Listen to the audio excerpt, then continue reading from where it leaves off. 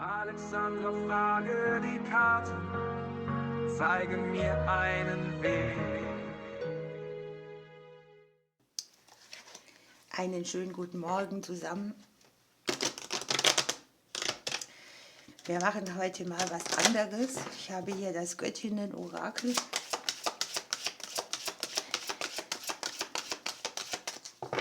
Ich ziehe 2 Botschaften und bin gespannt, was sich dahinter verbirgt.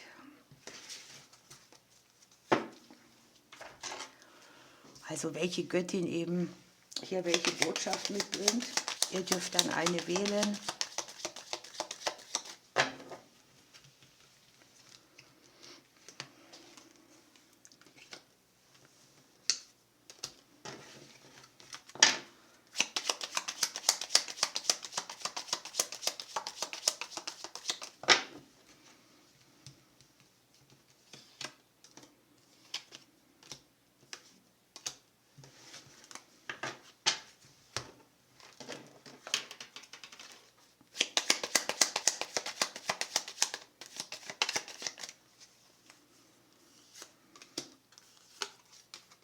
So, ich würde sagen, wir lassen es so. Ich lasse dann auch ein Vögelchen dazu springen, das wisst ihr, das kann ich nicht mit hinlegen, weil das beeinflusst, weil man es sieht. Und ihr dürft jetzt mal eure Göttinnenbotschaft wählen oder was die Botschaft euch überhaupt sagen möchte. Ich würde mich für links entscheiden. Gucken wir mal, was sich dahinter verbirgt. Ja, wir haben hier Athene mit der inneren Weisheit. Die Karte sagt, dass wir genau wissen, was zu tun ist, dass wir unserer inneren Weisheit vertrauen sollen und auch danach handeln. Hier ist die Eule mit drauf, ne? Wir haben, dass uns ein Glücksfall erwartet. Das ist sehr schön. Und wir haben das hier auch nochmal bestätigt, ne?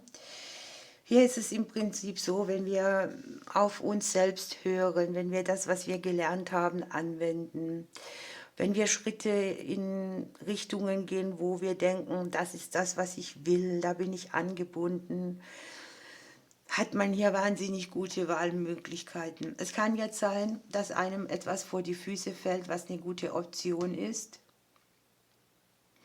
was eine neue Möglichkeit mitbringt, was eine super Entscheidung ist. Es kann sein, dass dieser Glücksfall hier auch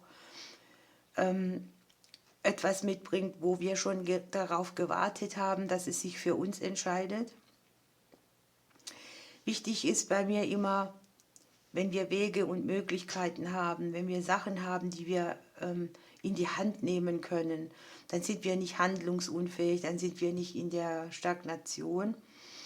Hier ist es so, dass eine gute Möglichkeit ist, dass wir ein Ja zu etwas bekommen, dass wir irgendwie mit dem Klee dabei tatsächlich zweimal das Glück auch haben, mehrere Möglichkeiten, mehrere Lebensbereiche, Wandlung, die Energie wird wieder besser. Das Kleeblatt ist für mich auch immer eine Erleichterung, eine Minimierung irgendwo. Und es kann ja tatsächlich auch sein, dass wir so einen Bereich haben, wo wir viel Anstrengung benötigt haben und jetzt so auf dem Weg sind in die Erleichterung eines Weges. Ein Weg, der Erleichterung mitbringt, eine Möglichkeit, die wir so nicht vermutet hätten. Eine Möglichkeit, die innere Energie wieder entfacht oder die aufblühen lässt.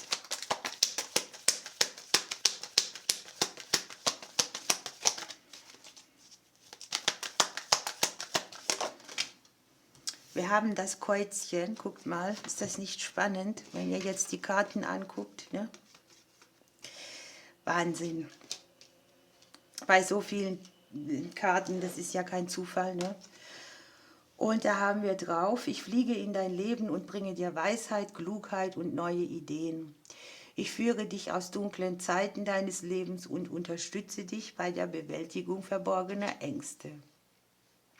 Hier kann es durchaus auch sein, dass wir uns einem Schattenthema gestellt haben, dass wir das integriert haben und dass wir daran gewachsen sind und eine Erfahrung gemacht haben, die uns hier zugute kommt. Wunderbar. Schauen wir uns die andere Seite an und natürlich, wie immer, wenn wir das öfters machen sollen, sagt mir Bescheid, dann baue ich es ein. Ihr habt Maria Magdalena mit der bedingungslosen Liebe. Ihr habt die Lebensenergie, die euch wieder zur Verfügung steht. Guckt mal. Und ihr habt eine Situation in der Partnerschaft, die sich dreht. Man hat hier, diese bedingungslose Liebe ist halt oftmals nicht so leicht umzusetzen, denn da muss man schon sehr tolerant sein. Man muss die Menschen so stehen lassen können und es ist da im Prinzip egal, wie sie aussehen, was für Fehler das sie machen. Möglicherweise ist es hier auch so, dass man jemanden kennenlernt, für den man diese bedingungslose Liebe hat.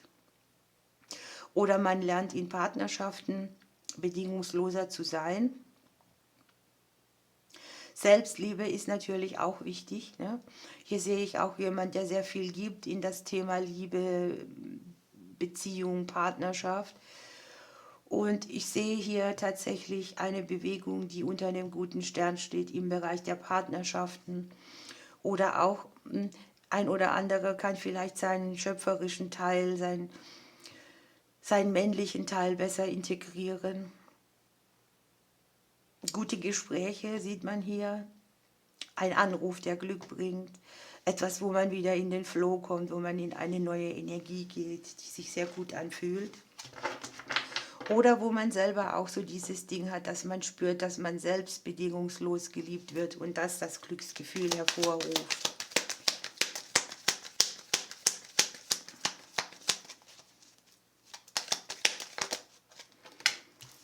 So, hier haben wir den Stieglitz.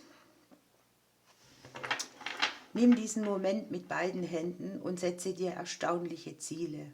Und jetzt kommt wieder das Faszinierende. Behandle dich selbst mit Liebe. Jeder Tag sollte mit Glück erfüllt sein. Heißt hier natürlich auch, ne, investiere etwas von deiner Liebe, die du vielleicht für einen Partner hast oder für einen anderen Menschen auch in dich. Gönn dir selber glückliche Zeiten und fühl dich deshalb auch okay damit. Gönn dir etwas, investiere etwas in dich. Oftmals ist es ja so, dass wir zu uns selbst nicht so gut sind wie zu all den anderen um uns herum. Auch das kann ein Teil sein. Es ist eine inspirierende Botschaft auf beiden Seiten, ihr Lieben. Ich wünsche euch jetzt eine schöne Zeit, einen schönen Tag. Ich drücke euch und bis morgen.